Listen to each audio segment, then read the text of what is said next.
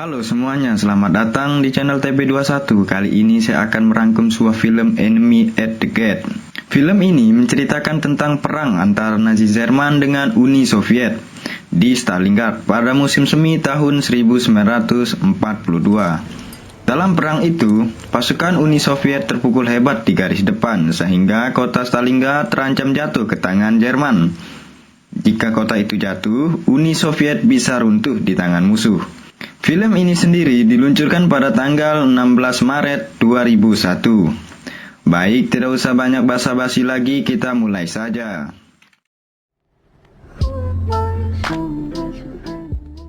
Di awal film, kita diperlihatkan dengan Vasily yang masih kecil yang sedang diajari menembak dengan kakeknya di musim salju yang sangat dingin. Perlahan hewan buruannya pun mulai mendekati, dan ia pun langsung menembak buruannya.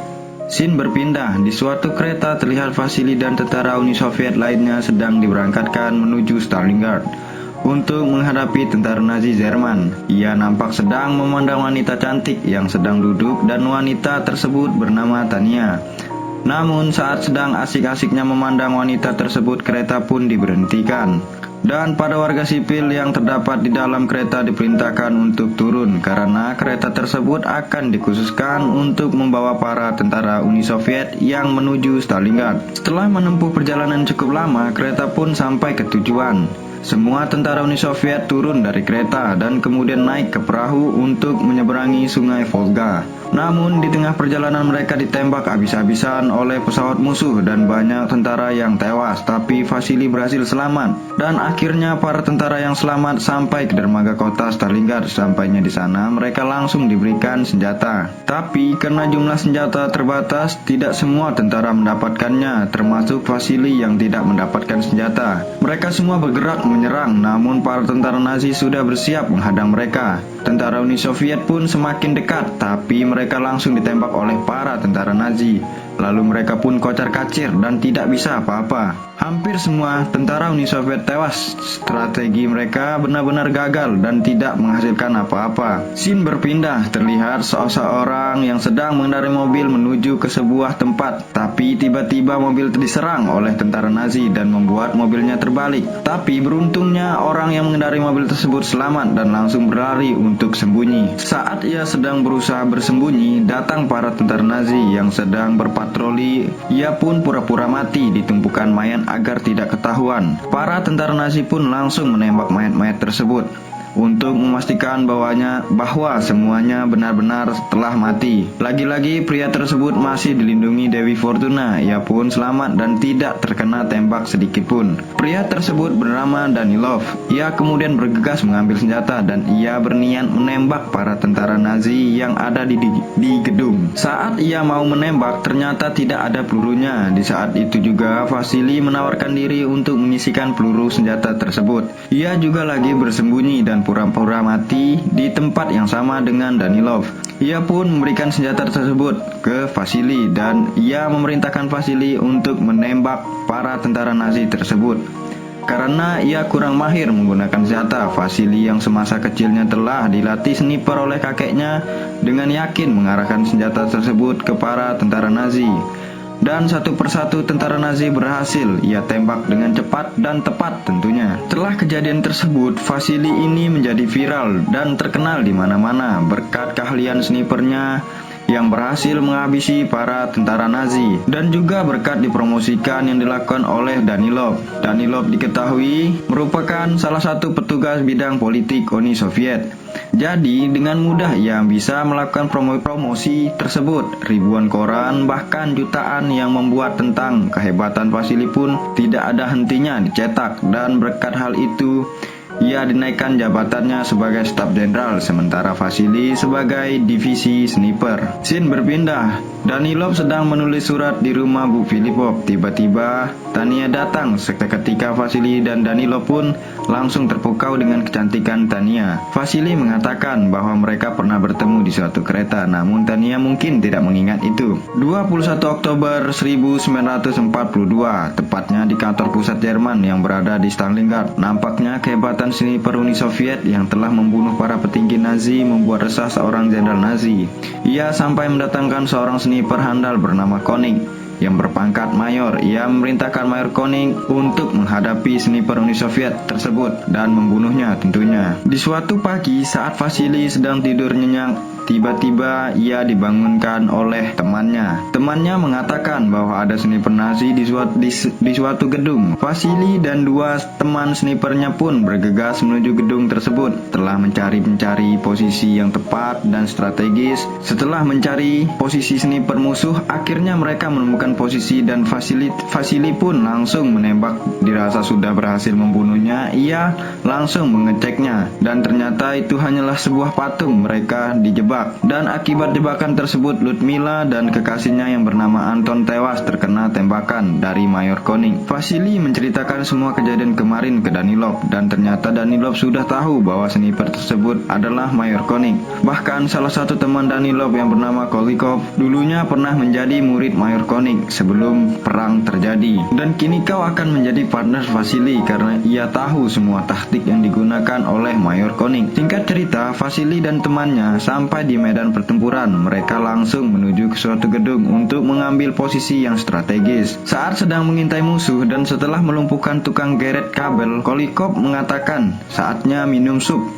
Ia kemudian memerintahkan Volodia untuk mengambilnya. Ia pun pergi mengambilnya. Tak disangka justru ia ketahuan oleh tentara Nazi. Kemudian menanyainya keberadaan Vasily dan Kolikov. Tapi Volodia tidak mau menjawab dan sebagai hukumnya pakaian dilepas dan diganti dengan seragam tentara Nazi. Volodia kemudian dijadikan sebagai pancingan agar Mayor Koenig bisa mengetahui posisi Vasily dan Kolikov. Strategi Mayor Koenig berhasil. Kini ia mengetahui posisi Vasily dan Kolikov. Tidak mau kalah, Kolikov pun menggunakan strategi dibuatnya, tapi ternyata gagal. Mayor Koenig dengan sejuta pengalaman tidak terpancing untuk menembak. Ia tahu bahwa itu hanya jebakan saja. Merasa area tersebut aman dan tidak ada Mayor Koenig, Kolikov dan Vasily pun berpindah tempat. Mereka akan berpindah ke gedung sebelah, namun saat sedang meloncat menuju gedung sebelah, Kolikov tertembak oleh Mayor Koenig. Vasily yang melihat itu sangat terkejut dan agak merasakan keringat dingin. Setelah kejadian tersebut, Vasily mulai ragu dengan dirinya sendiri. Ia mengatakan ke Danilov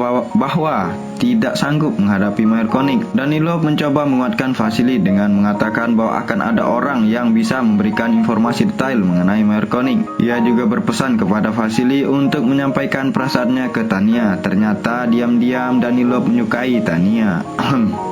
Vasily pun pulang ke rumah dan sesampainya di sana ia langsung memberitahu Tania bahwa Danilov sangat menyukainya. Tapi nampaknya Tania tidak menyukai Danilov. Di sisi lain terlihat Sasha yang merupakan anak dari ibu Filipov sedang bersama Mayor Koenig. Ia memberitahu Mayor Koenig perihal jalur yang biasa dilewati oleh Vasily. Dan sebagai imbalannya ia mendapatkan daging, coklat, serta sarden. Kayaknya sih sarden kayaknya. Setelah mengetahui jalur tersebut, ia pun bersiap di posisinya. Namun Vasily dengan instingnya tahu akan hal itu. Ia memilih jalur lain dan akan menyerang Mayor Koenig dari belakang. Ia pun melewati pipa yang besar, tapi saat sedang melewati pipa, Mayor Koenig mendengar suara dan melihat pipa yang besar bergoyang. Kemudian berpindah posisi. Singkat cerita, saat berdiri dan temannya keluar dari pipa tersebut, mereka langsung ditembaki oleh Mayor Koenig yang sudah menunggu di belah celah-celah jendela.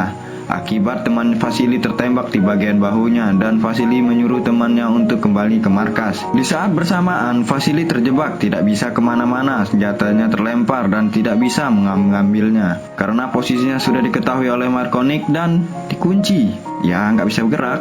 Di sisi lain, teman Vasily berhasil sampai di markas. Ia memberitahu bahwa Vasily sedang terjebak di suatu tempat dan tidak bisa kemana-mana. Tania yang mendengar hal itu langsung bergegas menuju tempat tersebut. Ia pun akhirnya sampai di tempat Vasily dan Vasily langsung mengatur strategi untuk mengalihkan perhatian Mayor Koenig. Strategi Vasily berjalan dengan lancar. Mayor Koenig terkena tembakan di bagian tangannya dan membuatnya mundur. Vasily dan Tania kembali ke markas. Kini mereka semakin akrab dan sepertinya mereka saling suka. Malam harinya setelah diberitahu oleh Sasha mengenai tempat persembunyian Mayor Koenig, Vasily langsung mencari posisi untuk menghindari mengintai Mayor Koenig.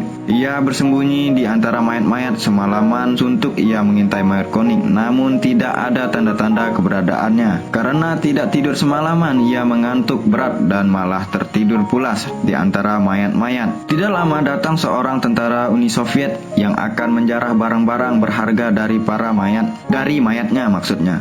Dan ia mengambil barang-barang yang ada di saku baju milik Vasily. Namun ia ketahuan oleh tentara Nazi. Dan semua barang yang telah dipungutnya diambil oleh tentara Nazi untuk kemudian diserahkan ke atasannya. Lalu Mayor Koenig dipanggil atasannya. Ia diberitahukan bahwa Vasily telah tewas, dibuktikan dengan buku tentara Vasily. Namun ia tidak percaya akan hal itu. Berita tersebut menyebar dengan cepat dan membuat panik pihak Uni Soviet. Danilov dan Tanya pun juga sangat panik serta khawatir mengenai berita Vasily yang tewas. Malam harinya, di tengah kegelisahan Danilov, tiba-tiba Vasily datang dan itu membuat lega Danilov. Sementara itu, Mayor Koenig yang tidak percaya bahwa Vasily telah tewas terlihat sedang mengobrol dengan Sasha. Karena sudah sangat percaya kepada Sasha, ia pun mengatakan rencananya yang sangat rahasia bahwa esok harinya ia akan menunggu Vasily di stasiun. Sasha pun diminta untuk tidak membocorkan rencananya. Keesokan harinya, setelah diberitahu oleh Sasha, Tanya nekat menuju stasiun untuk menemui Vasily. Dan Mayor Koenig yang sudah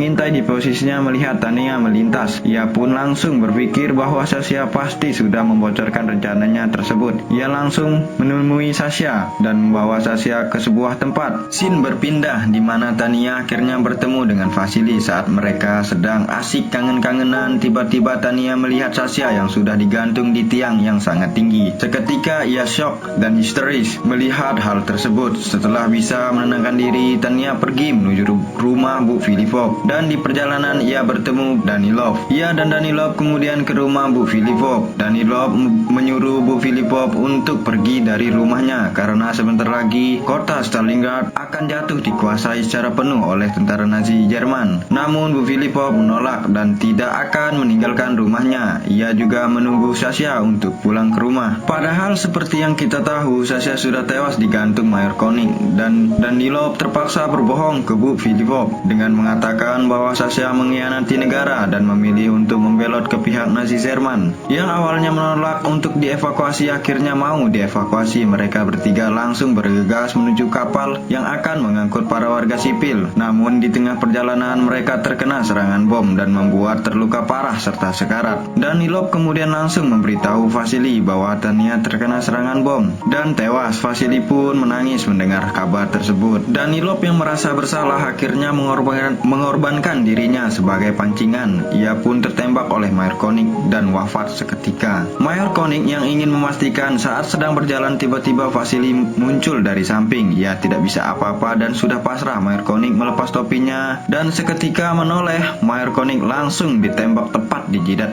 3 bulan kemudian, tepatnya 3 Februari 1943, Nazi Jerman akhirnya menyerah tanpa syarat setelah tentara mereka kalah dan terkepung. Di akhir film terlihat Vasily yang sedang mencari-cari Tanya di sebuah rumah sakit karena di lubuk hatinya yang paling dalam mengatakan bahwa Tanya masih hidup. Setelah cukup lama mencari, akhirnya ia bertemu dengan Tanya. And film pun selesai. Maaf jika masih banyak pengucapan kata yang berlepotan. Mohon pengertian. Jika suka silakan like, komen, dan share. Salam satu pijakan bumi.